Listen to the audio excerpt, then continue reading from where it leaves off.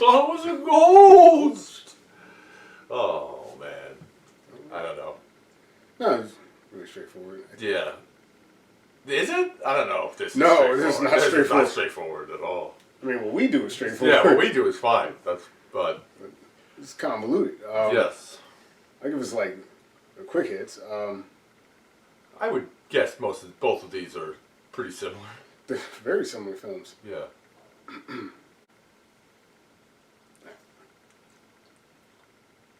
Jack Torrance becomes winter caretaker at the isolated Overlook Hotel. He helps secure his writer's block and moves in with his family, his wife and his gifted son, who's plagued by psychic premonitions. As Jack's writing goes nowhere and Danny's visions become more disturbing, Jack discovers the hotel's dark secrets and begins to unravel into a homicidal maniac hell-bent on terrorizing his family. That's just what happens. That means we watched The Shining and The Shining miniseries on this episode of Retro vs. Remake. Retro vs. Remake!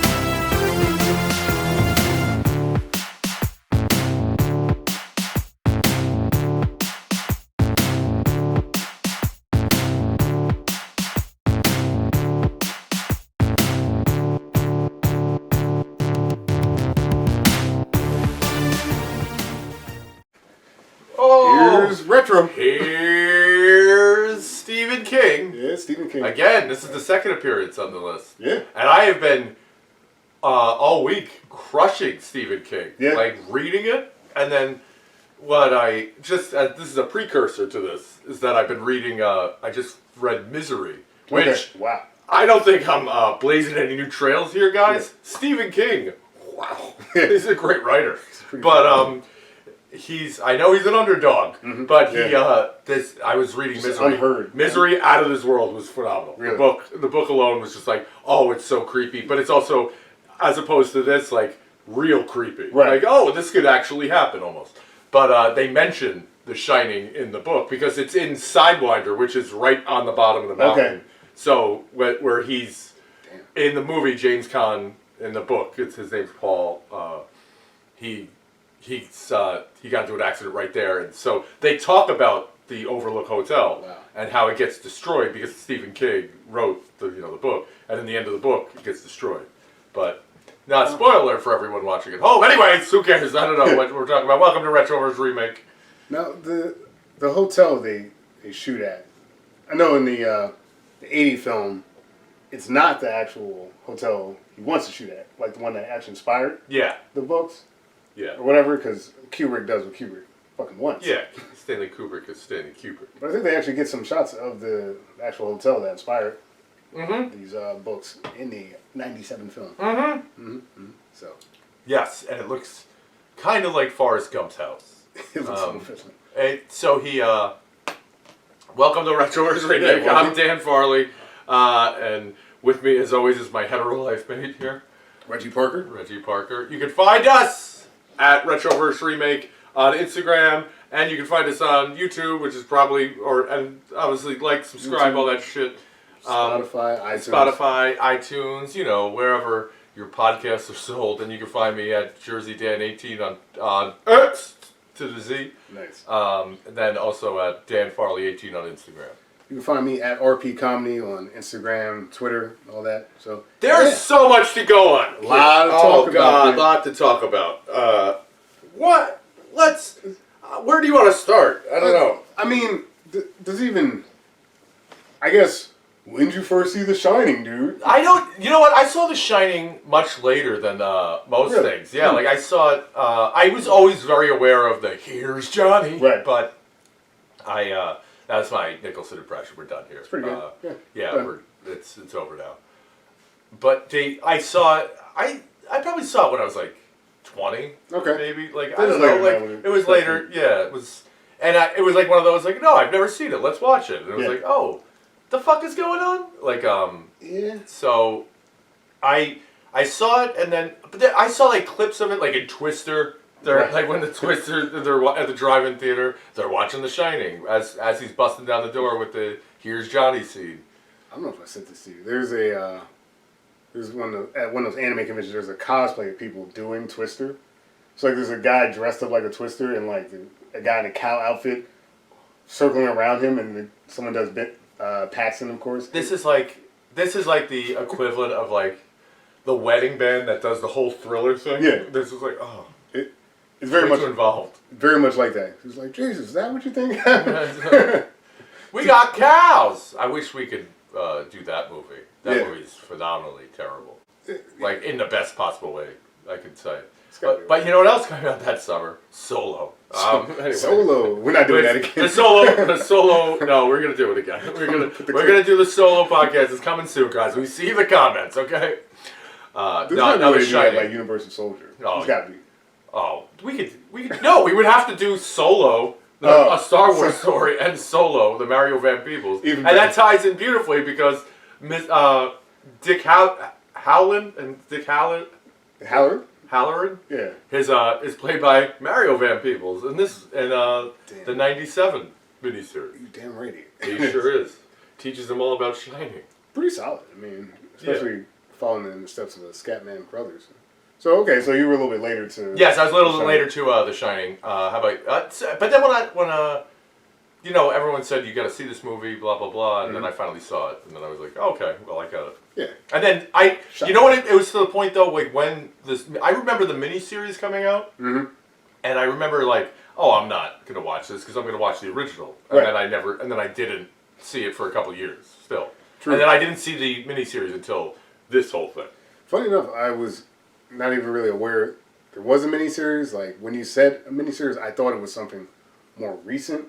Because I know they've been like going back and redoing stuff like Psycho. And stuff. So like, oh, maybe AMC has something. Nope, 1997. 1997. Yeah, and it's this movie is 26 years old. Yeah, that's true. This could rent a car. This movie. But yeah, it's like I remember because when it was coming out, I remember the big thing was that Stephen King hated the original. Right. And he. Because he loves his own writing. He loves his own writing, and rightfully so. But, I mean, if you miss, then it's, I don't know. Okay, go. Let's get into it. Yeah. So what about you? What was your first? I mean, I saw it younger. Funny enough, I'm surprised I actually saw it at a younger age than you did. But, like, my parents used to have this setup downstairs, like a big screen TV or whatever. Spent a lot of my time there gaming and shit like that, and HBO was always an option down there. So it was on HBO one night. I was like, I'm watching The Shining. So I sat in the dark by myself and watched The Shining. Wow. That's what you should do. In my basement. Oh yeah. And didn't have an effect on me at all. It turned out just fine. But yeah, I didn't know anything about '97, so this is quite the revelation. Yeah, quite the revelation. It really. I don't know. Though I was watching it, so I watched this. I've seen the OG so many times, but I watched the OG again last night for this, and like the whole time I'm sitting there, do you think you could do that job as the caretaker? The way I'm built, yes. Yeah, I think I could too. Yeah. I think I'd be fine. I think, knowing that it's for a short amount of time, I will say this though, actually, I don't know if I could do that job with my family. I don't know. Yeah, I don't know if I could do that. I would rather do it alone than I would with someone else. Correct. I mean, like, in a way, we know we can do it because, like, the pandemic. Yes, you know? I know. That's exactly what I was thinking, too, the pandemic. Yeah. But also, like, I think that I would sleep so much. Yeah. So much. Like, I would sleep your own boss. 18 hours a day. Yeah. I think. I would get up, and then I would read, and then I would go back to bed. Although, you know why I know I can do the job in one of the universes that we see in these films, because I would forget to turn down the boiler. Oh yeah, I would totally forget. You'd have to set it with like your you'd have to set it with your birth control pill. Yeah. Like make sure that you take it. That you're okay. Like, birth control boiler. Okay. Boiler. Yeah. Now, did I take my birth control? Did I turn off the boiler? By the way, like we'll just get right into it right now. In the remake, they start off immediately with the boiler. I'm like, well, this is how this ends. Yeah. Like, this is that he has to, they're like, and if you don't do it, it's going to blow. Like, oh, I bet that's not going to come back later. Like, immediately. It's the first thing. You're just like, you don't know who Jack is yet, and it's just like, hey. Oh, so, and a great postscript to this. So, I watched last weekend, by the time we're recording this, I watched it last weekend, was the remake. I watched it, and what I thought was so funny in the remake is how Elliot Gould, everyone hates Elliot Gould. Right. And then I get up so early to go to work, and then it's really like one of the only times I watch TV is really early in the morning, and I was watching American History X. So I went from them hating him to them the white supremacist Nazi Edward Norton screaming at Elliot Gould. I was like, no, this really came full circle. Yeah. Like, Nobody likes this guy. Nobody likes this guy for completely different reasons, by the way. Oh shit! Just for the audience, as much as we're talking about, we assume you know what's going on, but if you don't, we watched The Shining, the 1980 horror film, produced and directed by Stanley Kubrick, co-written with novelist Diane Johnson, and of course based on The Shining by Stephen King. The film stars Jack Nicholson, Shelley Duvall, Scatman Crothers, and Danny Lloyd. With we'll do a shout out here. Cinematography by John Alcott, edited by Ray Lovejoy, with music by Wendy Carlos and Rachel Elkind. Subsequently, we watched The Shining 1997. It's a 3-episode horror television miniseries, again based off the 1977 Stephen King novel of the same name. This was directed by Mick Garris. Solo writing credit goes to Stephen King, who did the teleplay. Teleplay, yes. Starring Rebecca De Mornay, Steven Weber, Will Horneff, Melvin Van Peebles, and Cortland Mead, with music by Nicholas Pike. Cortland Mead, also known as Commissioner Gordon from the original Batman. Holy shit. That's, as soon as I saw him, I was like, where's the bat signal? That's a great pull. Yes. I guess the main difference here being like a Kubrick masterpiece film versus a 3-episode miniseries. So what I appreciate about the miniseries is more time. Oh, there's absolutely more time. More time to hate the dad. Yeah, more time to see how much of a terrible father he is. See, and although he's a terrible father, but he's also a pretty bad husband. He's a pretty bad husband. And he's a pretty bad, like, he would get divorced. There's not a debate about it. He would get divorced. This is like his last shot. This is his last shot. And he's holding on as much as he possibly can. Barely. But barely keeping it together. But at the same time, it's like, you're not. Yeah. You're really not. It's not working out for you. But in the first one, in the 1980, it's like, I don't even know what you're doing with this family, man. Like, you hate this kid, you hate your wife. What are you doing? Like, and I don't mean like, oh, I hate my wife. Oh, meatloaf again. No, I mean like, look at this bitch. Yeah. like, don't come in this room. It's true.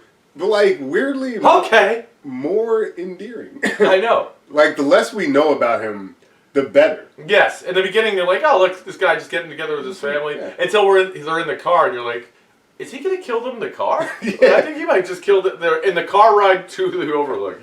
He's like, he saw it on TV. You're like, yeah. Oh. Because we're going to just dive right into this shit. Yes. Just to do a quick synopsis. Kind of going back, but had it, lost it. This is something you're going to hear from me every fucking day. Had it, should have shot it. Yeah. So, yeah. In The Shining, both films, Jack Torrance becomes a winter caretaker at the isolated Overlook Hotel in Colorado. He's a recovering alcoholic to different degrees in both films. Yes. You know? In the remake, he's absolutely a recovering alcoholic. Absolutely. Like, in this one, he's just a guy. He's a drinker that does not drink. Basically. And you know, you can see the difference. I mean, we'll talk about that. He settles in along with his wife Wendy and his son Danny in this Overlook Hotel. Danny is plagued by psychic premonitions, which a magical black man tells him is the Shining. The Shining. You know, he can see things. He can somewhat tell the future. and sees all kinds of crazy shit. And turns out everyone does, because Jack, along with doing this job as the caretaker, is also trying to get his writing career off the launch pad with that. He's trying to launch his writing career. He's trying to get it started. He's writing a play or a novel, depending on which one you're watching. That's kind of going nowhere. And Jack is starting to discover some of the hotel's dark secrets. And as that's happening over time, he's beginning to unravel into a homicidal maniac, hell-bent on terrorizing his family. Now again, to me, depending on which movie you watch, the hotel may or may not have anything to do with him. Yes, and like if you're watching the 1980, we were discussing this off camera before it. I don't know. It's kind of, I mean, it's much more up in the air. Like, yeah, the hotel might not have anything to do with him killing that family. I mean, yes, he sees ghosts, but he could also just be going crazy.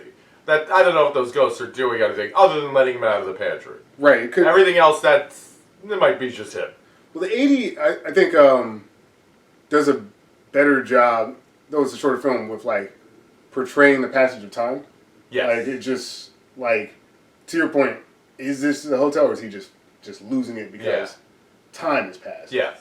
And I think, like, in the 97 film, there's so much of the interplay with the family. Like, the family is much more involved.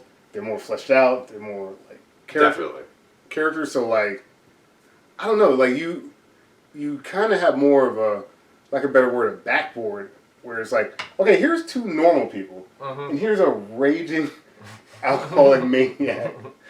And the other one's like, here's two, insert anybody else in this situation. It doesn't really matter. Look at Jack Nicholson. Here's Jack Nicholson and these two. Yeah.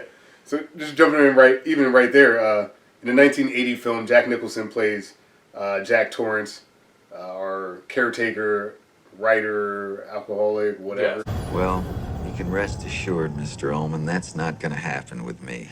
In 1997, that honor's done by Steven Weber. A.K.A. Wings. No, don't scare the lady, Pete, okay? Yeah, different. Oh, it's so different. It's just vastly different. Like you said, the other one, first of all, with the drinking. So in both movies, they establish early on that if he drinks again, that his wife is going to leave him because he violently abuses their son, like while drunk. Any chance he gets. Not that he's not taking his day out of him, but he hurts him in both situations, like severely hurts him by unintentionally, but he's still because he's drunk, and angry, not a great start. Not a great start, but again, even more ambiguous as, of course, the runtime in 1980. Well, it's also kind of accepted in 1980. Yeah, it's much more accepted than this kid is. What, 5? Yeah, or because he's in preschool, something like that. So 5, 6. Yeah, I think I recall because I watched the remake recently. I heard her say like 7. Okay, so he's 7. But, and this is like 5. So he's 7. So that means he was born when they're filming this 96. He's 89, and he was born in 89. You know, you're not hitting kids like that, like in the early 90s. Like you're not beating the shit out of them. Like if he's 7 in 1979, 1972 that he's born, you might be kicking the shit out of that kid quite a bit. Like it's not really that unheard of. Yeah. Now I'm trying to remember who has the line. Is it the? I think it actually might be 97 because like I feel like there's more. He's trying to make more excuses for his behavior when there really isn't. Yeah. But he's talking about like the amount of force applied, just a little bit of, a few inches, a little bit more pressure, and just like, hey, dude, don't do the science of breaking your son's arm. Yeah, it's like wrong audience. Dude. It's like sports science, and they're like, and here's where I grabbed him. Yeah, and by having like the difference, I guess we'll talk about this character now too. In 1980, Shelley Duvall plays. I know. Sure I do. It'll be lots of fun. I know. We'll get through it, dude. It's just in 1997, Rebecca De Mornay plays Wendy Torrance. What happened to Rebecca De Mornay, man? I don't know. She was really good in this. She's hot as shit. Like I don't know. everything about it, like, Why does I'm watching his this. wife? Bang his Yeah, wife. and bang the wife. And he's like, I'll be up in a minute. Reading old newspapers? What are you doing? Get upstairs. She's laying on thick. With like the hottest negligee you've ever seen. You're like, And it's like, it's not even subtle. She's like, please come bang me. We haven't had sex in a long time. yes. I'll be up in a minute. The last time this happened, you were drinking. Are you drinking again? It's like, you would think after kind of kicking your son's ass, kind of doing that again, and maybe another time in the film, and like you're kind of on the ropes, like maybe this is a good time to just, Yes. you know. That also, so this is what I was getting at earlier too. Like he quit drinking because, and if not, his wife was going to leave him. In 1997, yeah, okay, Yeah. I get it, Yeah. totally. But in 1980, you're like, good, leave. Right. Like I'm drinking. I think like I do Good, understand, you goddamn goblin, get out of here. I do understand like Okay. Yeah, She's so good at she's that. so and she's so happy. Oh, just one of those things. Snap my son's arm like a twig, like a goddamn breadstick. He spilled his work papers. What? He's a teacher. What work papers? Right. I appreciate because I know this was one of Stephen King's biggest gripes. Like Shelley Duvall, like there's nothing there, right? Like Yeah, there's nothing there. She's only, I think, in his words, supposed to scream and be stupid. Yes. Which is like what she's there to do, and because again we have this ambiguous Jack Torrance, who Jack Nicholson, he's got his personality or whatever, but like he's descending into madness. We just get to see a person who's a blank slate as well react to the madness. Yes. So like she's the audience. She's the actually. yes, she Like, is. she's like, holy shit. And at times Danny is too. Yes, at times. At times Danny certainly is. Actually, Danny is super useful in the film because a lot of the supernatural elements that are kind of underplayed in the 80s, like he's our link to Absolutely. it. And his visions actually make up some of the best cinematography known to man. That is, like with the blood. Yeah. Speaking of Danny, just to get even more players out there, in 1980, Danny Lloyd, that's Danny Lloyd, right? Yep. Plays Danny Torrance. You're not supposed to. Who said you ain't supposed to? Tony. And in 1997, Cortland Mead plays Danny Torrance. They said the Overlook could have hurt us. But he was wrong. Cortland. Same kid, same haircut. But no, I mean Mead again has more to do. Absolutely. Like, not even close. Honestly, like in a lot of ways, could get first billing in this movie. Like, yes, he can. He does so much throughout this film, and it still like plays that victim role pretty well because he is. He's like this kid who's like, my parents suck. They're fighting. They're screaming. I'm going through all this shit. I've got The Shining. But he's also extra precocious in this that I don't necessarily like. Yeah, I don't like. that. But you know what? Listen, I feel bad again. Whenever we like talk about a kid's performance, I always feel bad. Right. But it's like he kind of isn't good. You know what I mean? No, he's not. He's not very good. And not that Danny's amazing in 1980, but he doesn't do much either. You don't need him to do. Whereas this guy's holding carrying scenes. Carrying scenes, like bailing his dad out. Yeah. He's like, no, he didn't break my arm. It was something else. Like he's like literally.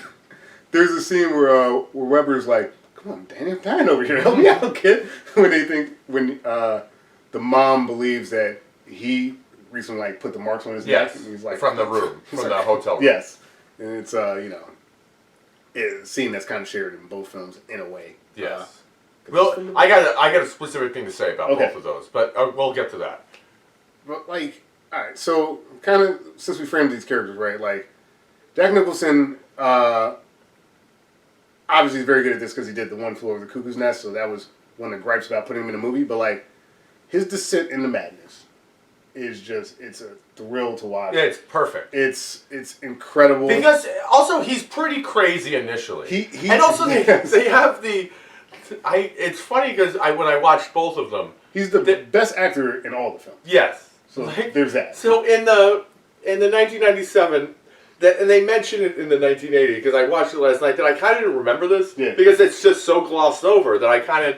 They say like, oh, so you're a teacher? He's like, well, I'm a writer, right? Because I recently left teaching. I forgot. And they don't. I didn't even remember that he taught. Yeah. I had no idea. I thought he was just a writer. I didn't remember until I rewatched it. And in the remake, he's very much a teacher, yes. and then he's left because he straight up whoops the shit out of one of his students who slashes his tires, which is the best scene I've ever seen in my life. So good.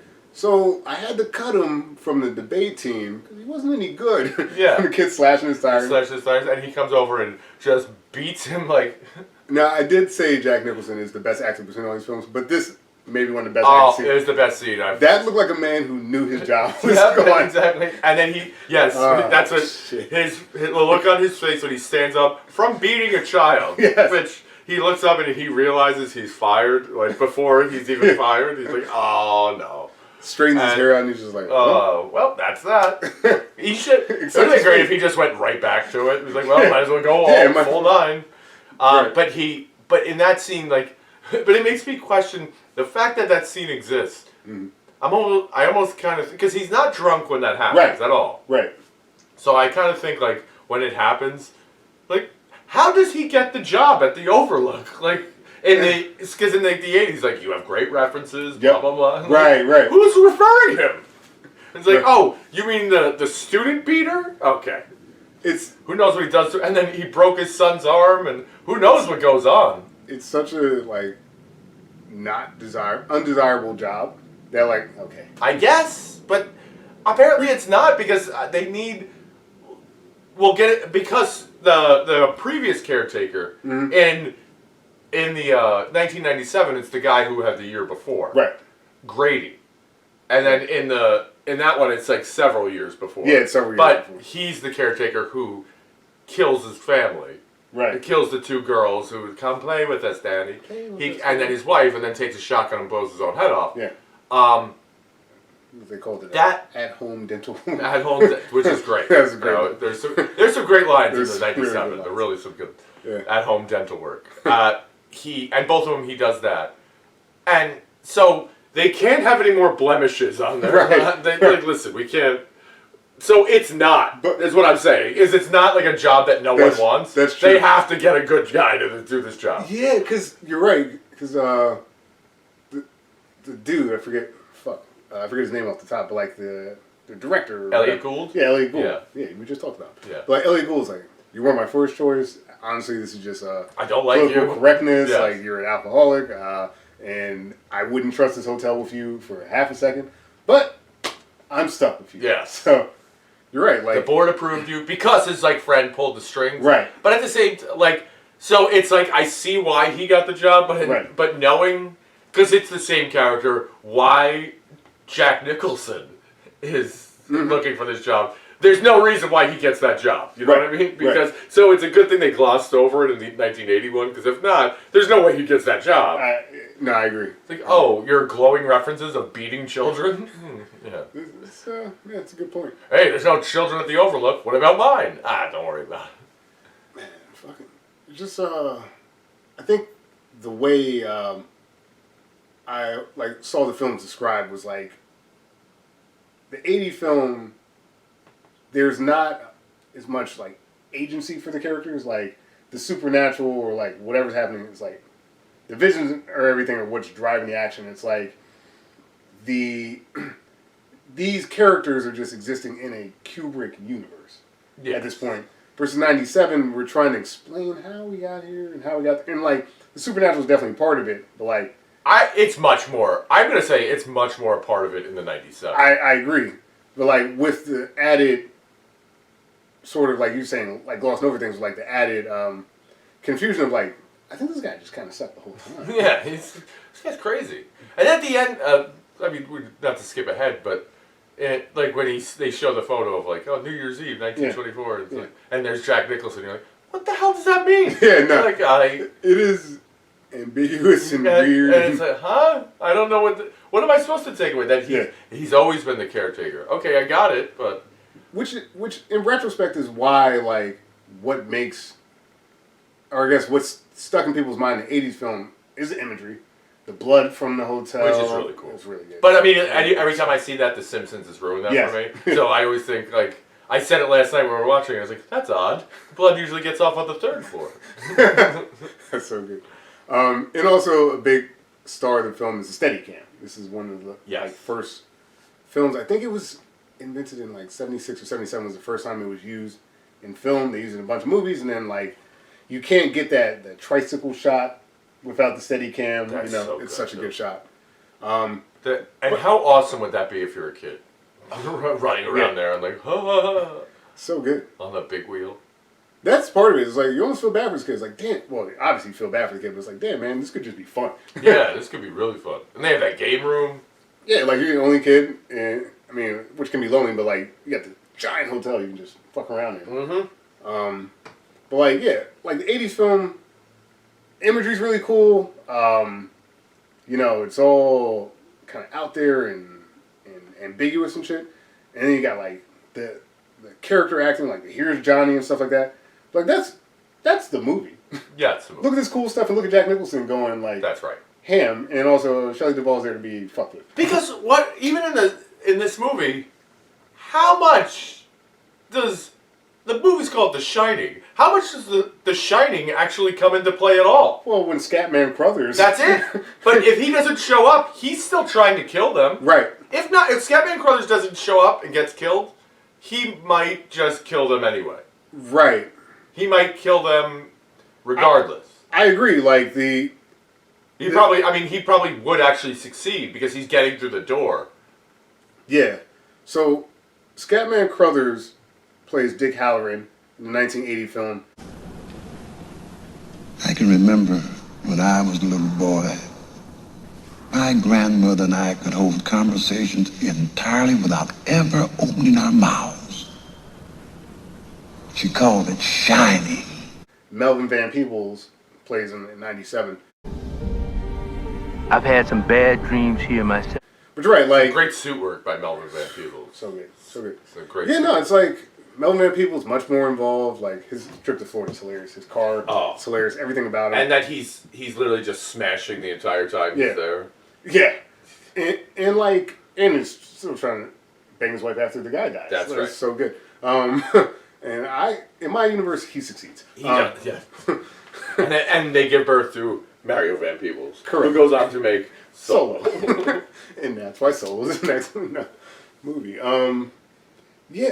You're right. Like Danny's powers are much more muted in the '80s film. Like, Is that so? Let's say they're well, not like muted. not muted, but like just not fleshed out.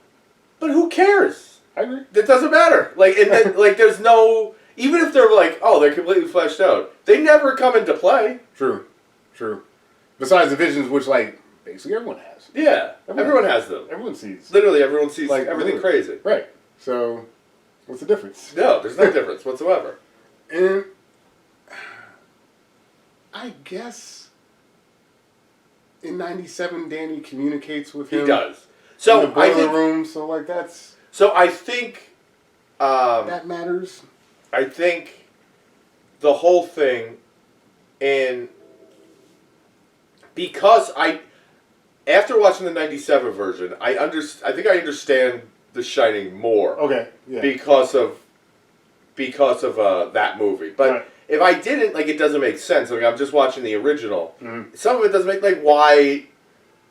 Who cares? Like, who cares that he is The Shining? It doesn't. It doesn't save him. It doesn't do anything to really help them. No. The only thing it does is save his mother from certain death. Because Right. he's breaking in through the door, and that's when Scatman Crothers shows up, who gets immediately killed. Yes, immediately. Immediately killed. Yes. To the point that you think, why even have him come in? Like, why do it? Yeah, there's other ways for her to escape. Yes. Besides Scatman coming through. Yeah, I mean, yeah, it's true. Like the powers don't do anything. It's just like he's a disturbed child, but like at the same time, everyone is disturbed. Wendy's disturbed. Yeah. He's disturbed. Jack Nicholson's clearly disturbed. So And Tony is just weird. Tony. Tony. And he's a little boy that lives in his mouth. Tony doesn't. And it doesn't matter. Doesn't Like, really matter, it right? comes off as like, and I understand that's what they're trying to do, but the 97 version, Tony's him. Right. He's Tony. He's Tony. He's Tony in the Come- future. Tony. Talking to him. Yes. And that makes more sense. Right. Like, that's like, okay, he's literally, like, sending himself, he's John Connoring himself, sending Right. his own protector. Yeah. And then, so, this is the best I could come up with. Okay. So, it's that the hotel is a group of ghouls. Yep. Basically, that stay there, Sure. that it's these souls that are trapped, and since they're trapped in there because it's an ancient, I would use the term Indian burial ground, because that's what they use in the movie. Yes. The Native American burial ground. Yeah. And because it's that and it's sacred land, that all the souls are trapped there. Right. And since they're trapped there, they want to get back at the people, at anyone else. Right. And they can't do that without Danny. Mm-hmm. And because Danny has the shining, that his shining could actually... Kind of like amplifies their Yes, powers. it amplifies their powers, but he could actually reach out beyond the plane. True. The so he plane could of draw death. more. So he could draw, or he could hurt people. Yeah. So they could train him like, you're a ghost now. Now you got to be one of us. You're one of us now. True. Now you're not part of the living, so you don't get to protect them. So he could use his powers like Scatman Crothers. Also he's young, so he's susceptible to their influence. Right. Scatman Crothers is an old man. Right. He's not gonna be like, I'm not doing that. Yeah, I'm not like, gonna help you. he'll just be I'm like- not gonna help you kill people in this hotel. Yeah. Just because you want to. Yeah, I mean, quite literally, he's like, I'm going to Florida. Yeah, I'm going to Florida. Like, I'm fuck out. this. I don't care. Yeah, I'm not doing this Yeah. shit. And then, like, he feels kind of bad. He's like, man, I should have gave that kid more of a warning about Yes. this. So I think that they're using Jack Torrance Yes. as a tool to kill Danny because he, not only that, but he's also severely damaged Yes. already going into this. And it's Yeah. like, this is not going to take much to set him over the edge. And spoiler, it doesn't. So Folded. that's why immediately folds. Like, all it is like, hey, you want a drink? Yes, I'll kill my family. That's what I think that they're like, because when I was watching the original, I was thinking, what's the point of this? Like, why bother? But in the remake, that seems to be the goal. Right, right. No, it's much more obvious. And I mean, you even see that when, like, the boiler scene, when the ghost is trying to stop Jack from basically blowing up the hotel, and he can't do anything. He can't touch him. He's a ghost. Yeah, I can see that, like, Jack being used as a tool. I mean, that is what he is. He's a tool for the ghost to murder. But you're right, but specifically Danny, who's priority number one. Yes. Because, like, he's in the middle of killing Wendy when they're like, yo, dude, but hey. The kid. He's on the third floor. Yeah, let's go. Yeah. Yeah, they don't care about They can taste it. They know how close they are to like their goal. killing him, and he's so close. Yeah. And that's the whole thing of him. That's what I think, at least. No, It's like it it's makes because sense. they're trapped there, so they're gonna make everyone pay because they're trapped there. It makes sense. I mean, it's kind of like, you know, in the Stephen King universe, is like kind of like It too, where like drawing people back into the town. Like the power, it's powerful, but it's concentrated in this one area. Yes. And how do we maximize our impact or damage or whatever it is? Like that's how they do it. Yeah, that's what I was. So in the '97, they do a much better job of explaining just his power in general, and why it's important that he has this shining. In 1980, you don't know. It's like, who gives a shit? Yeah. Oh, he's a psychic. Good. Okay, that's weird. Yeah, anyway, moving on. Yeah, it doesn't really. It doesn't come in. It really doesn't come up. Like it doesn't. Like the kid is less important than the mystery of the hotel in this situation. Like we know the hotel is mysterious in '97, but like I just watched this kid mind blast that black guy in that car. You know what I mean? It's like that's pretty powerful. That's pretty damn powerful. And then like you mentioned the fact that we do know because we see Tony again at the graduation. It's like, oh, like he was seeing the future. Like his powers are transcending time. Yes. Yeah. Maybe that's happened in 1980. Maybe. Yeah, maybe it is. Maybe he's Tony too. Right. Like it makes it like either way he's warding him, and he tells him he knows what's going to happen because he knows what's going to happen. Right. Like right. You know, he knows what's going to happen because he's lived it, and it makes sense. even, I mean, like, going back to the 80s, even with all that, and Danny's powers or whatever, like, our big reveal, like you mentioned, is like going back to 1921, and it's like, there's Jack again. So it's like... So, I had an idea about this. Yeah. Given that, the same thing, this is what I think that means. So, after watching the remake, I never knew what that means. This is only recently I've come up with this, so you might give you a break on this. But the idea of that, you know how Tony could transcend time into Danny. Right. Well, he is Danny. But it's the same thing. So when he's drinking at the bar, they take the photo. That's the photo. Right. That he's not actually there, but in this transcending the time of Tony transcending that, because the building shines like Danny shines. Right. So that's bringing him back. He goes back to that time, so he's always been the caretaker. He's one of them. Come on, you're one of us. Help the cause. Get us out of get this kid. And once you get the kid, then you'll kill yourself, and then we'll really get this going. Yeah. So he wasn't actually there, but he was because when he's having the drink with Lloyd and he tries to pay with the 20, and he says like, "No, your money's no good here," and the party's actually going on. Yep. That's when the photo's taken, right then. Right. And he's actually in the tuxedo, but he looks like he's in the shitty caretaker's outfit that he tries to kill his family in. But to everyone else, he's wearing a tuxedo. Yeah. Everyone there. Yeah. I mean, I can see that. That he doesn't actually... That makes... I mean, he wasn't alive in 1921. Right. He was just alive in that moment. Like that in that transcended. Because he does... In both of them, they go back. Yeah. You know, the Bugle Boy party. Jesus. That tracks. And again, like, with the kid being as powerful as he is, yes, that makes a lot of sense. Like, if you combine them, it's a full story. True. God, it's a tough one. Yeah, it is. I don't know. That's one. what I think. So here's what I wanted to say about, is it room 217 and 237? Yeah, it's 217 and 237. 217, I believe, was the original number from the book. From the book, and then they redo it. Kubrick does 237. Yeah, Kubrick does 237 because of the moon. Yeah, that's right. Yeah, because he fabricated the moon landing and slowly gave hints to everyone throughout his life. It doesn't make any sense why someone would do that, but well, you know, you got to leave breadcrumbs. So they had in both movies. We'll just say the hotel room. Yeah. That Danny is beckoned to the hotel room, and both times, Tony says don't. Right. Don't go to that room. Scatman Crothers and Melvin Van Peebles tell him not to go in. Yep. Same thing. They look so much alike, by the way. Yeah. And then when you look at younger pictures of him too, you're like, Jesus.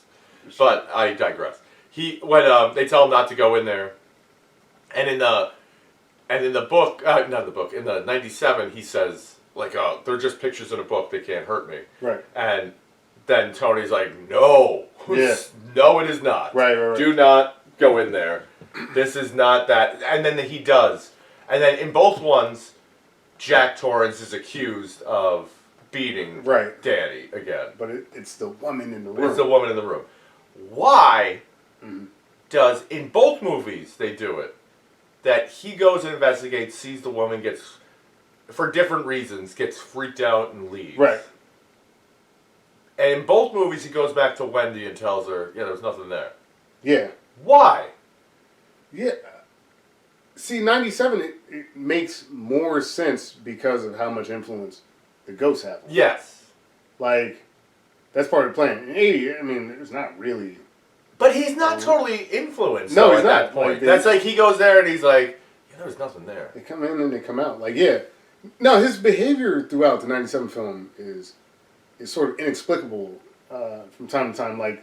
Like, there's so much of that push-pull, like he's in, he's out type deal that, like, yeah, in this particular moment, why here and not here? Because, like, you would think his motivation being keep my family. That he was at least keep your hot wife. I don't know. Who is begging for a reason for it not to be you. Yes. any reason. It's right there. Yeah. Like 1980, I get why he doesn't give a shit. He's like, I don't give a shit. Like, Yeah, but at the same time, in 1980, he literally has a better alibi than anything. It's like, I was sleeping and you woke me up, and then we saw that this happened. Right. Like, I was Right. sleeping, having crazy night terrors, right. But like, while that's- sleeping in the most uncomfortable desk position I've ever seen in my life. And that's the thing, like 1980, he's such a singular character. Like in 97, we fleshed Wendy out so much, which I can appreciate to an extent, but like also, she's a squish too, because like she has every right to get out of the situation. Yes. And refuses to do so when there's so like that person's like, this is the last time, this is the last time, and there's so many last times. Yes. And like, This is like Daryl Strawberry last it's time. pretty nuts.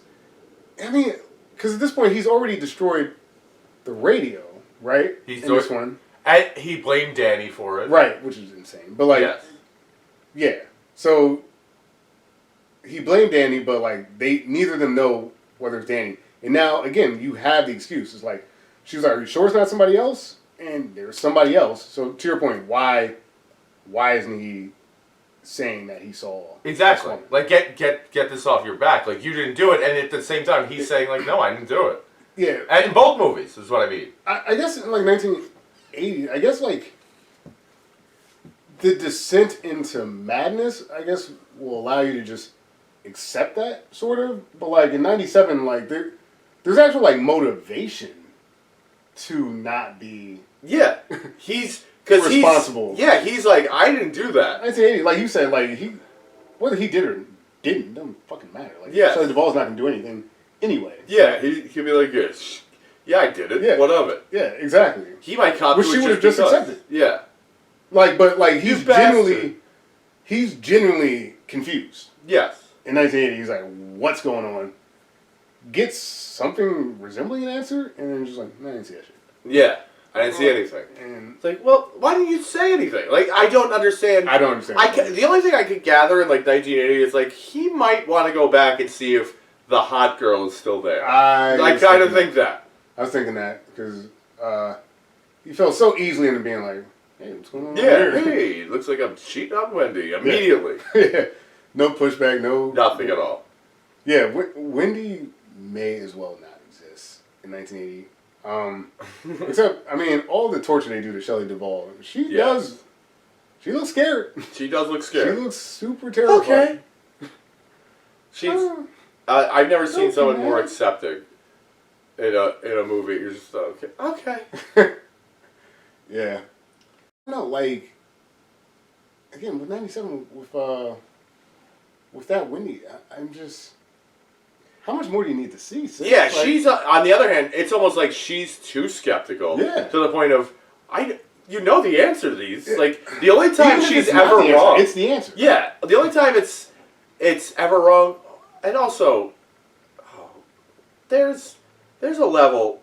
I always kind of wondered what it's like. Well, they said like small chores of what to do, Right. like that he has to do as the caretaker.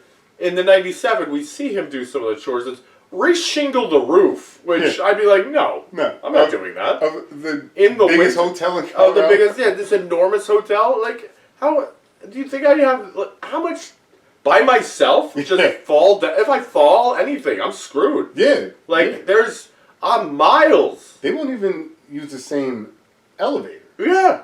because of the risk. Like, And then reshingle the roof. There's a giant hole in the Right. roof, so big that it's there's a basketball-sized wasp's nest that the wasp. that you're like, wait a minute, am I fixing the hole in the roof? Because I am not a roofer. I'm a teacher. Right. I'm an abusive teacher Abusive dad, from Vermont. abusive teacher. Too dumb to know if there are bees in Yes. his beehive. I sprayed it. Yeah, it's like again going. I'm gonna write that. Now they got me. Now I'm gonna write them a letter. Going to the bug bomb people, sure. Yeah. Also, I mean, yeah, I know it's not on you because you did spray it or whatever, but like, at a certain point, since you're so tough and you're an adult, like be an adult, like now you can't play this beehive. Yes. Like, Oh yeah, you want to take this inside your room? Gee, that was even if it's dead, it was alive an hour ago. yeah. Yeah. Like, and swarming with Sure, with wasps. this poisoned out Yeah. beehive that serves no purpose. Yeah, play with this. Not the hundreds of other things that are in this hotel that you can Hey, thanks, Dad. You're kissing. That's what I've been missing. Oh my god. Oh, that's so creepy. By the way, It is. Maybe my father just wasn't that warm of a guy, which is fine. My father wasn't that warm. Yeah, so but I get if it. Yeah, like, you're gonna kiss me, like, just get away from me, Dad. I just yeah, I get like the Stephen King theory is like Wendy's strong in some ways, but also not at all. Not in at all. So many ways, like the ways that matter. No, the ways that matter, like everything up until the last. Oh, he's trying to kill everyone. Right. Then I did like she sure, pegged him she's with that fucking oh, when she hits him with the bat. with the ball. Yeah, The first yes. time. The bat too. The ball. The That ball made was me fucking laugh hilarious. oh So my god, I was dying. Fucking funny. And then he's bleeding Yeah. so much from it, like yeah. And Steven Weber, oh my god. Is it even believable that Shelley Duvall would have dragged No, him? not in? at all. Like, I was watching it with Chick last night. She was like, "How? Like, there's no way." she doesn't have the. She's strength. like, she doesn't have the smarts. It's like, this is worse than like me. She was like, "This is worse than me dragging you," and I couldn't do that. Yeah, it's like how? Where'd you start? How'd you get in the kitchen? Either you got down the stairs or up the stairs, and either way, you're not doing it. No shot. Yeah, and then she's dragging him. And he's like, his coming to. It's so funny. Then he kind of tries to grab at her ankle. And then when he stands up and realizes his ankle's all messed up, he's like, I've done that so many times. Like from a night of drinking or something. You're like, man. My shoulder. Yeah. What happened? You got hit by a car. Oh my god. And then both of them I thought was really funny, their food of choice that they were eating. Yeah. And it was like, it was almost that Steven Weber's Jack Torrance, he had to keep convincing himself to stay angry the whole time. Right. That he was like, she killed you! She tried to kill you! This is a man that learns no lessons. Nothing. He learned nothing. no lessons. Like, even if you're at a certain point, it's like, you have an anger issue. Yes. Regardless of the supernatural, this is an untenable relationship. You're flying off the handle with this kid multiple times throughout the same day, and it's like, okay, one, he's having a seizure, and you're shaking him. Like, what's wrong with him? Like, he's foaming at the mouth. That's what's wrong with him, you fucking idiot. It's like, maybe he was brushing his teeth, but maybe not. Like, that's a problem. He's near the radio. That's a problem, even though you're the one that smashed the radio. Then it's like, we go back, it's the whole thing with my dad. A little pup or whatever, that thing was weird. Yeah, there was too much repeating stuff like that, like, come take your medicine. Take your medicine, and it's like, okay, your dad beat you, and again, you learned no lesson from that. Nothing, so you're just going to nothing. beat the shit out of your own son. Even though, like, again, he's in such a precarious situation with his family that, like, it undermines the Wendy character that they're even still there. No, now, I know that there's reasons for it, like the radio doesn't work anymore, the snow machine, but like she would have figured something out, or like something was like, hey, dude, like I don't know what's going on with you, but me and this kid, we got a bat and a knife, and we're over here, so you should come anywhere fucking near us. Yeah, it's a wrap. It's a wrap for you. We're not going anywhere near you. You don't come near us. How many times do you have to watch a guy, like literally, like real time, watch a guy break your kid's arm before you're like, dude, like I'm gonna break your fucking arm. Yeah, now it's. Like now you're gonna. I'm not saying I'll win, but I'm a lot harder to beat than the kid. Bad mother. Bad mother. She's a bad mother. She's a bad mother. He's a horrible He's a father. horrific father. But she's a terrible bad mother mom. too. Bad mom. She's like, she sees what's going on and she doesn't. The only time she's wrong. What was they doing with her alcoholism? Like anything? Nothing. Like Nothing. she's just drinking out of that bottle like one time and then like, okay. Okay. Where are we going with this? Yeah. What's the point? Yeah. And it would have been dope if she slugged that Jack Daniels bottle. Yes. That would have been like, okay, now instead of just bashing him over the head with like the most like telegraphed hit ever, and that they were like, yeah, we got it. Yeah. You know, as soon as they were done, we're like, we got it. Yeah. We got it. It's in the can now. But she's terrible. She's better in the '97, and she's Rebecca De Mornay is She's fantastic. She's great. It's not the actress. It's the choices of the. Yeah, I think it's the character. The character is Yeah. just like, why would you subject your kid to this? Or why would you also go with a guy who's 5 months sober into an isolated situation for longer than he's sober? Granted, there's no booze there. Sure. So I get kinda. And I guess from a certain perspective, because like we don't really get into what she does if she does anything, right? Like No. yeah. So like, is he the only way they're surviving? I mean, that's the only way that he's this the relationship breadwinner. makes sense. He's the He's breadwinner. yeah. But like, she seems very capable to. Especially in the '97. Yeah. In 1980, I don't know. Oh, 1980, she's stuck. I don't think She's stuck. There's no, like, literally, if this guy doesn't remind her to breathe, she might. Yeah, she might die.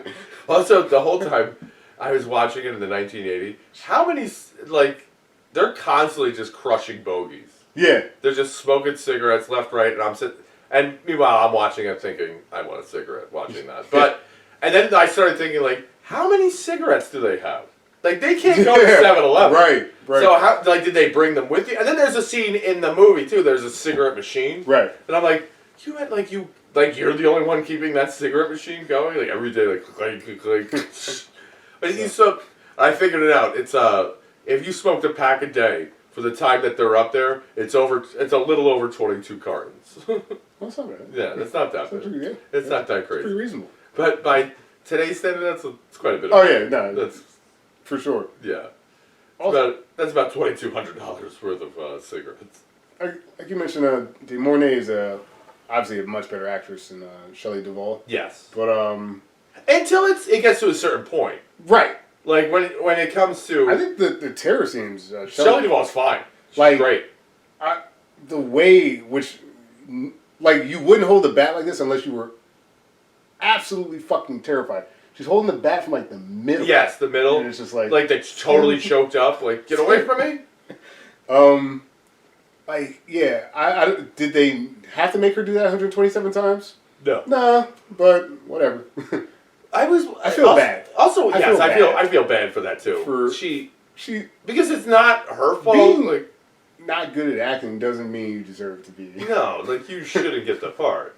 Yeah, and no, I guess like history has shown she's not a great actress. No, but she's not the worst I mean, actress. she's also she's definitely regular looking.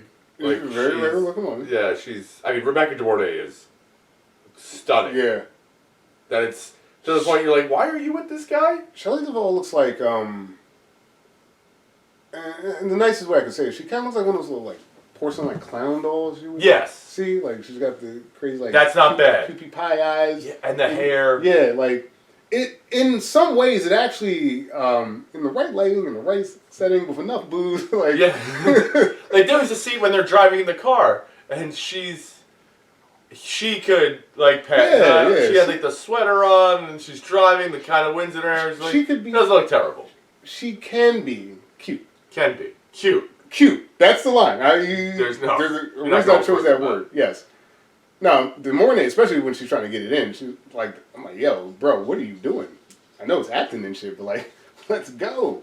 Like, bro, you gay? Yo, you might be, You son. might be gay. Like, there's anything wrong with that. Nothing wrong with that at all. But that's just a whole other dynamics of the character that we haven't explored. That's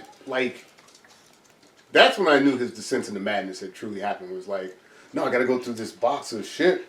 Even though I got like 7 more months, I could. Yeah, I could do this any other time. Yeah, I don't remember seeing it. We don't get the same like reveal about his writing. Like we don't get the all work and no play. Just that he stopped. Yeah. He stopped writing the play. So like, and he's gonna write the play. I think that's more of like a.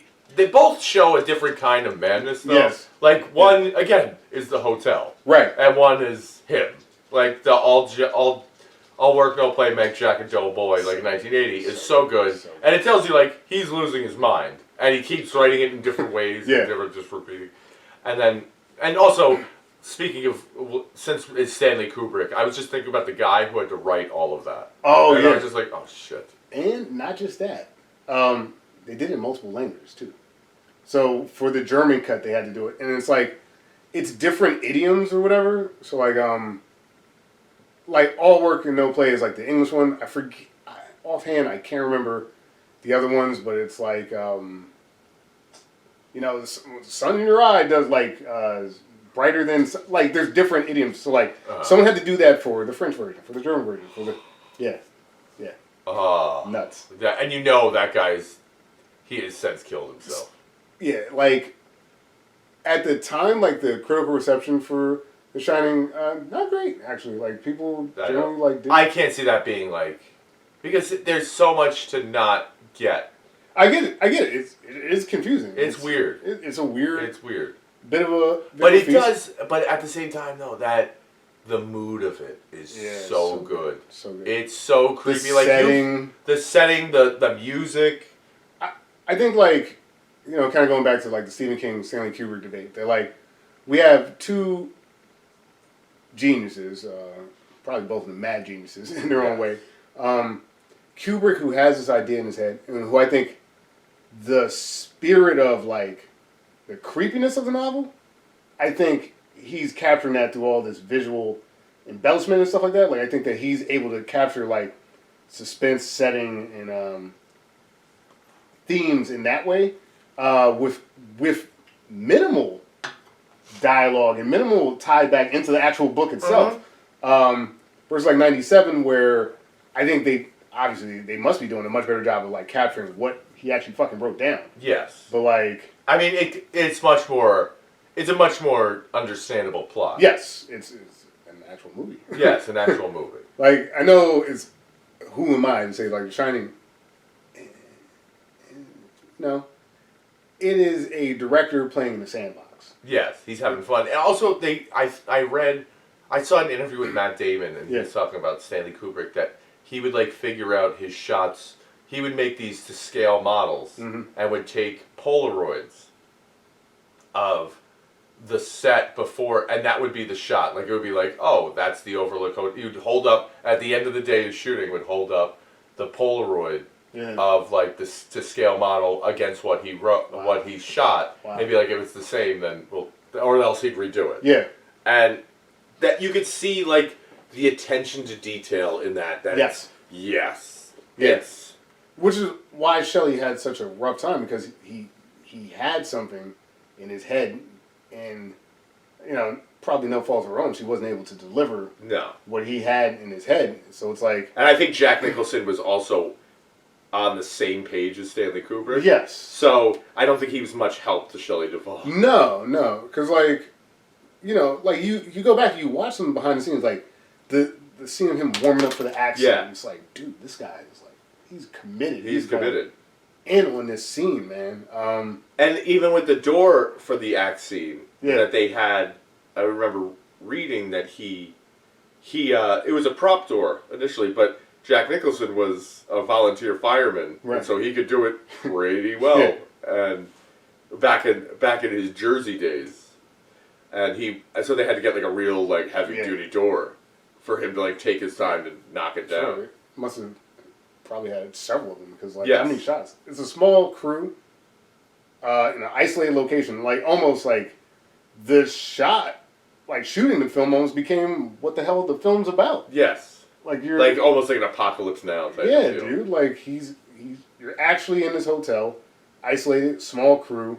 You've got this taskmaster who's trying to get you to do something, and like at a certain point, like when he's cutting through the door, and Shelley's just like, oh, no, please, Jack. No. At this point, she's not even talking about Jack Torrance. She's like, Jack Nicholson, please don't kill me. It's like. Or just do it. She at this point, like, actually might think they might actually fucking kill her. And as an observer, I'm like, I don't necessarily disagree. I don't think that's that bad. Like, these guys have gone all in. Like, they've gone beyond method. Like, you might be in danger. Yes, exactly. They might be doing it to hurt you. Yeah. Now at this point, and just to get a rise out of you, to get like, okay, that's the shot we needed. All right, go to the hospital. And then Kubrick's daughter like filmed a lot of behind the scenes stuff. Did she? Yeah. Is that what she did? It's like if you ever see the scene, like there's a scene where Shelley misses her mark. Now again, not even really her fault. There's like some like weird construction or something happening in the background, so she can't hear like the scene. And Stanley comes up and he's like, "Yo, what the fuck? What's going on?" It's like, she's like, "Well, you said," and he said, "It's like, yeah, but Shelly, come on, you know, we're wasting a lot of people's time. We got a lot, we got a lot going on out here." Oh man, like to your point, do I understand anything about The Shining when I watched the 1980 movie? No. No, I just know isolation and I know madness. Really, that's all that is. All there is to it. But that doesn't take away like the way they show it. It's showing versus telling. Yes. And the way they show it in The Shining 1980 is far beyond anything in 1997 with the lighting cues. And then all of a sudden it's like, meh. It's like, oh, I think I'm gonna get Danny. Yeah. And like, all of a sudden his face lights up. It'll be like evil. You're like, this is so... It was so like... It would be cool in a theater. Yes. But it was very theater lighting. Yes. Like, that type of thing. And like the actual madness. I mean, like letting Nicholson improv and like face through the fucking hole. Here's Johnny. Yeah, here's Johnny. I just gonna. Which he was gonna cut, by the way. Brains. Was it? Yeah, he like I forget where's Kubrick from. He's English. He's English, right? So that doesn't mean anything to someone. Yeah. Like here's Johnny. Like at the time, he didn't even understand the relevance of it. So he's just like, oh, that's an interesting line, and he was going to go with another cut that he had. And I think I don't know whether he was convinced or someone explained. Was like, no, like actually, it's kind of like a good line because of the Johnny Carson shit. But like he was just going to cut that. And that became the most infamous. Yeah. I don't know. It's like And in that one, and the new one, it's even though you can't do it because it's not. He said, "Daddy's home." Yeah. Also, I'm sorry, he's using a croquet mallet. Yeah, that shit was weak too. I don't. It's not that.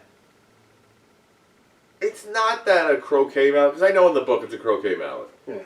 But it's a croquet mallet is too comical. Little whimsical. Yeah, it's just like that's silly. Yeah, it is. Get a knife. Like at that point, just put the mallet down. Just go get a knife and kill someone. I did like the what's it called? I'm drawing a blank on the movie within the movie of Home Alone. The gangster film. Oh yes, yeah, I got it.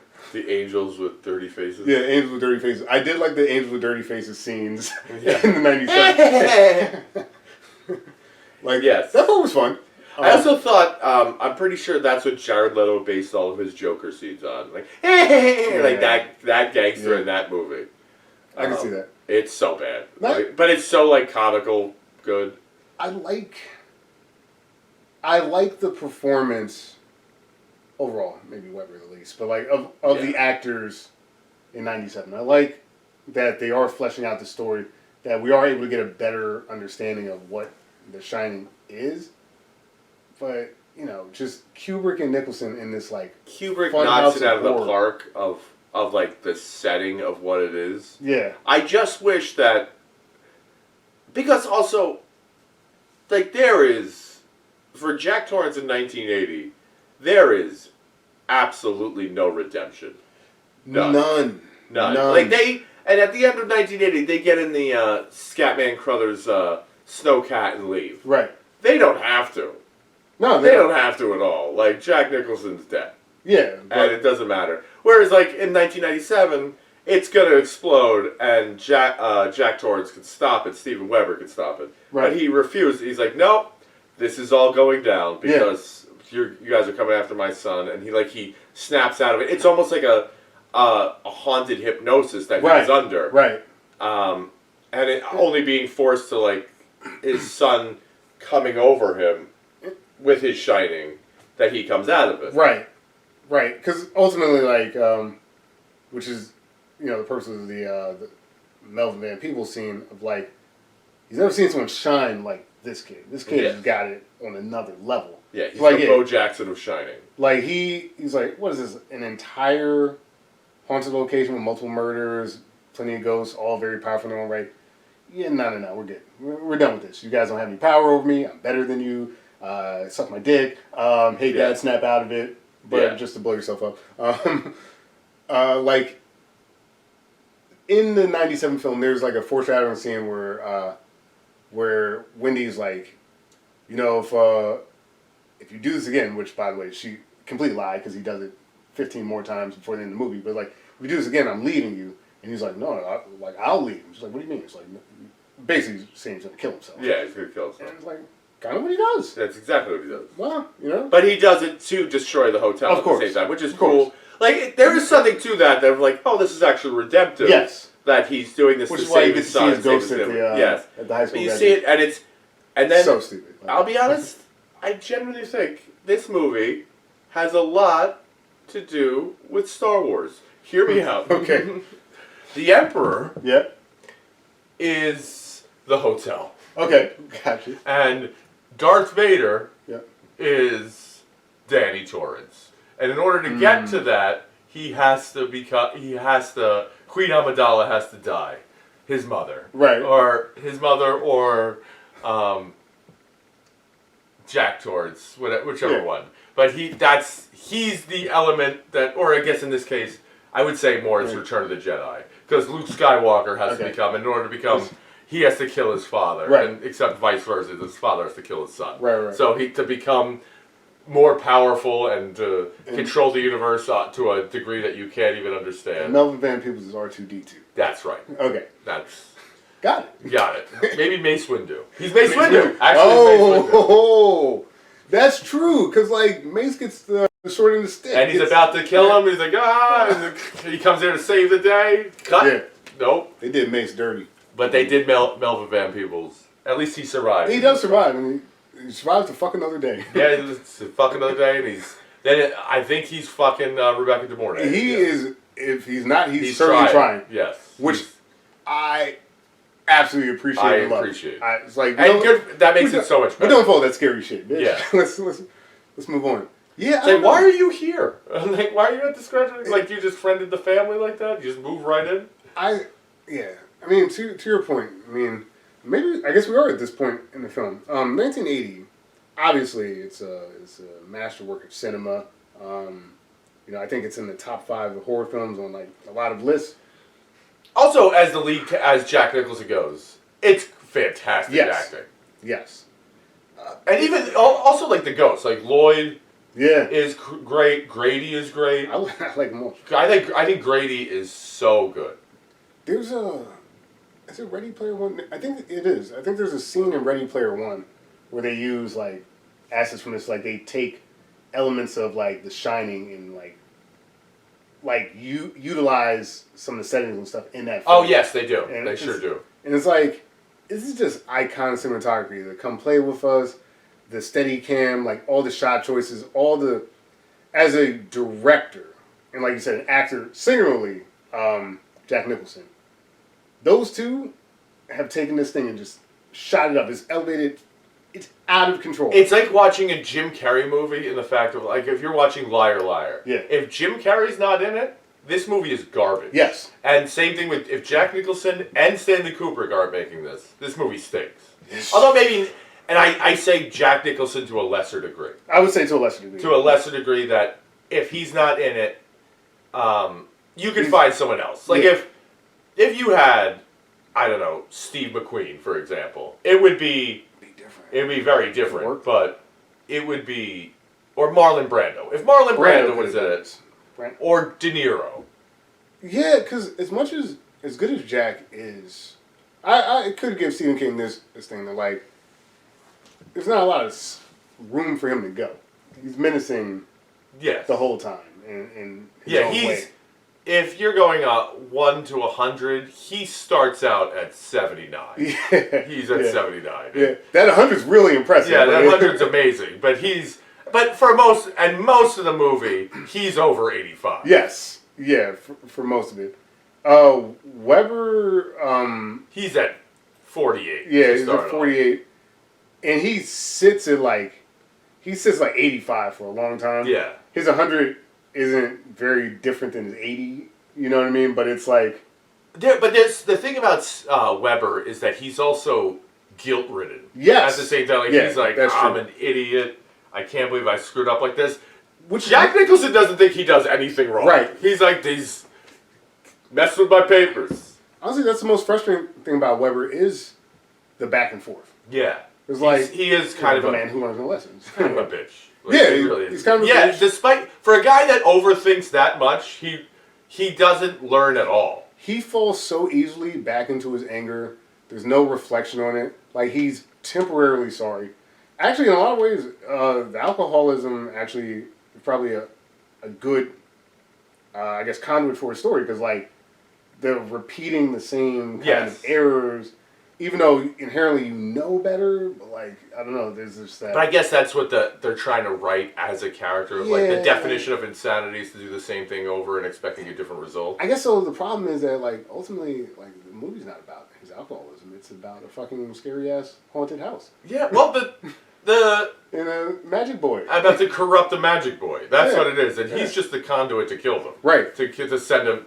Also... his job is to arrange the meeting. True. Also, what could have been an interesting film is what happens when you fuck up the upbringing of a magic boy. That's right. You know? See, Harry Potter? So wait, Star Wars. Star Wars. Star Exactly. Wars. That's what I'm telling you. Holy shit. I'm telling you, there's Star Wars. This movie is a retelling of Star Wars. Granted, Star Wars is a retelling of the hero's tale, but it's Star Wars and The Shining, same movie. True that. There we go. I actually got a dip. All right. Wrap this up. Let's see. So, what was I about to say? Star Wars, The Shining, same movie. Same movie. Same movie. 80 film, again, there's no way to, it's certainly not overrated. That's not the word at all. But, like, No. it really doesn't have much to do with its source material in a lot of ways. It doesn't, no. But, like, that's fine because we just... It does and it doesn't. Right. It's like 65% there. Yeah. There's a whole lore to everything else that they touch on but they don't go into. Right, and going back to what you're saying, the show, not tell, which is why Stanley Kubrick is a master in his own right. 97, I appreciate elements of it. Like, I think overall it's a very cohesive, well done teleplay. It's just Yeah, I think it's a little corny the way they do it. Super corny. It's, you know what the thing is, like, I guess this is where coming to the question is, should it be remade? Should it have been remade? Yeah, I think so, actually. I found it to be fair, I watched it basically one after the other, so I found it a bit grating to watch it that long. Yeah, it is a long. Yeah, because they're each like an hour and a half. Yeah, I think if I had broken it up a little bit, I would have been better off. But like, it's 5.5 hours, or like 4.5 hours of this. Yeah, and like together, compared to the 2 hours. Yeah, together in that way, it's not a lot of fun to watch because of like, not the actors, but like the flaws in the characters. Yeah, it's like, geez, man, this guy can't get it together. But I think like it's more along the lines of what King was looking for. I would be interested to see that not as a TV movie. Like if they had some of the runway that Kubrick has with an R rating, you know, that could have been more interesting. But it's inherently going to be cheesy because of what it. Especially one, it's going to be cheesy. It's a croquet mallet. Yeah, you know, like, come on. Yeah, it's silly. It's compared to like go grab an axe. Totally. Like the axe is like the only thing that a croquet mallet speaks of is real life. Like that's something that would happen in real life because, well, the croquet mallet was there, so I beat him to death with a croquet mallet, and that would be in the news. It'd be like he beat him to death with a croquet mallet and whatever. But also, there's too much. It's overly done in the '97. It's way too overly done in the '97 and way too underly done in the 1980. I don't know what's going on in 1980 and in '97, like, oh yeah, it's called Denver Croquet. Yeah. Everything's bigger. The mallet's bigger. The balls are bigger. Kids love it. Oh, you gotta turn down this boiler. Right. It's gonna explode if you don't turn it down. Right. The foreshadowing is silly. And then just the fact that you see him as Tony, it's the whole thing is. It's way too overdone. Like, you could have stopped it with them leaving together. And That's what I was going to say. That's what I was going to say. Like, the place blew up, the end. The end. I don't need to know that he was Tony. Although, I mean, it makes sense. True. Look, it's an interesting reveal. I don't need to see his graduation. I don't really care what happens to the kid. Like, and then the cheesy kissing. That's what I've been missing. Yeah, that was... Like the ghost father says to his grown son now. Like not that grown, the 18's grown or 17 is grown, but he's grown enough that you're not kissing your father. Yeah. And if you do, it's like goodbye, Dad. Like, and then you shoot him in the head. Yeah. Like, but I think it should. I do agree with the remake of this. Right. Actually, I'm surprisingly enough, I do. Yeah. No, same. But I would take if you could combine them. If you could combine them into something like collectively, it's great. I'll be honest. Get Jack Nicholson and Kubrick, and then Rebecca De Mornay and a whole new kid. I'm gonna let Melvin and Scatman Crothers duke it out. I don't know who wins. They're both pretty good. They're pretty good. Scatman Crothers is incredible in that film. Melvin, I don't know. I know we didn't talk about it. Yeah. I just want to, for a second, Scatman Crothers' bedroom with the randomly explicit, like, nude, ebony, like, portraits that are so explicitly distracting. Like, it's like, why is it? And then he's just laying there watching TV. Like, this old man, not that like, I wouldn't have that in my bedroom, or you wouldn't, but not in, like, a 75-year-old old jazz band, like, saying, like, a chef who's basically bi-coastal, not bi-coastal, but Colorado and Miami. Yeah. And then he just has, like, these two, like, sexy 70s black chicks, like, just posing down, like, why is this in here? I don't understand what's going on here. Yeah. I think I like Melvin Van Peebles overall because I think he had more to do, but Scatman Crothers probably plays the... it's a trope, so I'm just going to say I think he plays the better magic Negro, as it were. But also the, what's his name, too?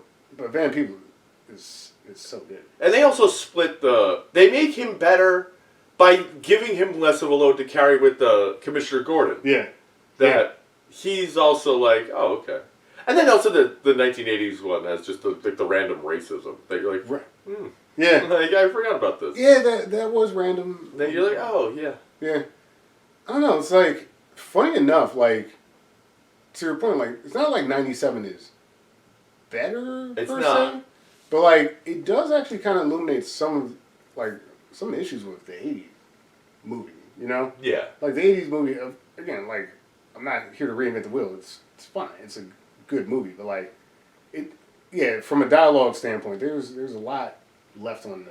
Yeah, there's a lot less dialogue in that, too. I mean, but it's too overdone. Like, I would like to see it done again. Yeah, but with... it's a little too cool. We also do have to beef... I wish Stanley Kubrick shot that script. Yeah. To be honest with you. True. That would have been sick.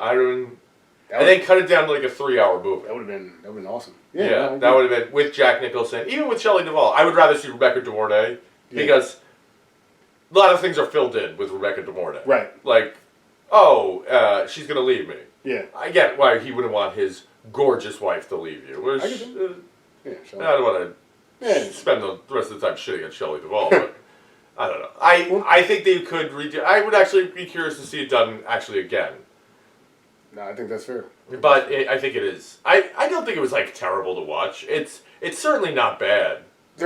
No, it's not bad. Like I actually don't really have a problem with 97 existing. I think it's perfectly fine. Yeah. Well, I think that's going to be a wrap for us for the most part for the show. I don't know. We can do since we're doing Halloween, we can do Nightmare on Elm Street. Let's just do that. Do you want to do Nightmare on Elm Street? All right. Yeah. We're doing Nightmare on Elm Street, and with we're doing I don't remember the Wes Craven classic and the remake with Kelly Leak from from fucking Bad News Bears. There it is. We'll see you guys later. Again, like, subscribe. You can follow us at Retroverse Remake on YouTube. Follow us on Instagram at Retroverse Remake, and then iTunes, Google Play. I don't know what else we're on. Spotify.